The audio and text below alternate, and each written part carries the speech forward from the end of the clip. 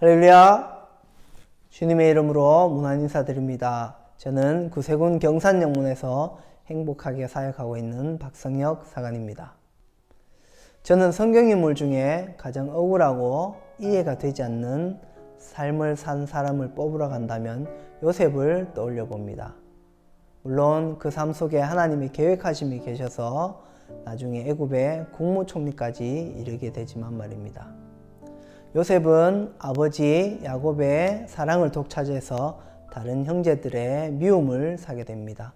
또한 하나님이 주신 꿈 해몽 능력으로 인해서 형제들의 노여움까지 사게 됩니다. 이로 인해 다른 형제들에 의해서 애굽의 노예로 팔려가게 되는 그런 험한 인생을 살게 됩니다.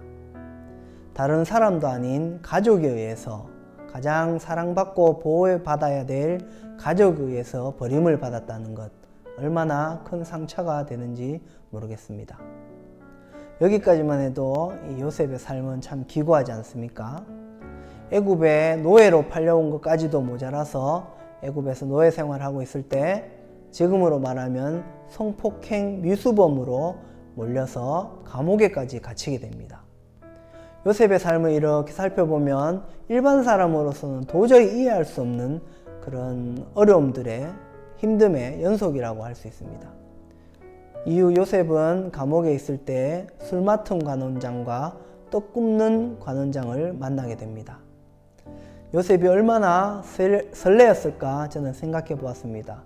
그 사람들에게 잘만 하면 자기의 억울함을 풀어줄 수 있을 거라고 저는 생각해 보았습니다. 이에 요셉은 그들의 꿈을 해석해주고 그들에게 자신을 회복시켜 달라고 부탁을 하게 됩니다.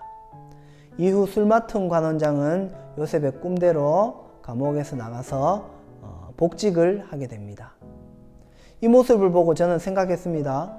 요셉도 이제는 억울한 누명을 풀고 나갈 수 있겠구나 라고 저는 생각을 해보았습니다.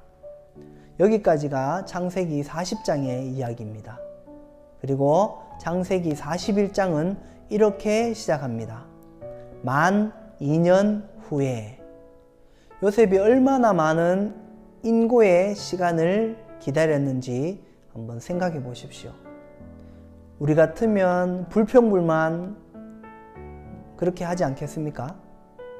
그런데 성경을 보면요, 요셉은 불평불만이나 단 한마디도 그렇게 성경에 기록된 것은 없습니다. 다만 요셉은 기다렸습니다. 언제를요? 하나님의 때를요.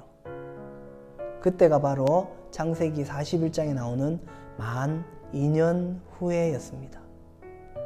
술 맡은 관원장이 감옥에서 나와서 바로에게 요셉의 이야기를 바로 알렸더라면 요셉의 삶은 어떻게 됐을까? 저는 생각해 봤습니다. 그냥 감옥에 갇힌 몸이 자유함을 얻겠지만 노예 생활을 그대로 하고 있었을지도 모릅니다. 이에 하나님께서는 하나님의 때에 술 맡은 관원장을 들어 쓰셔서 하나님의 때를 이루신 것입니다. 사랑하는 구세군 청년 여러분, 하나님은 하나님의 때에 일하신다는 것을 믿으시길 바랍니다. 우리의 때가 아닌 하나님의 때를 기다립시다. 코로나19로 인해서 많은 어려움들이 있습니다.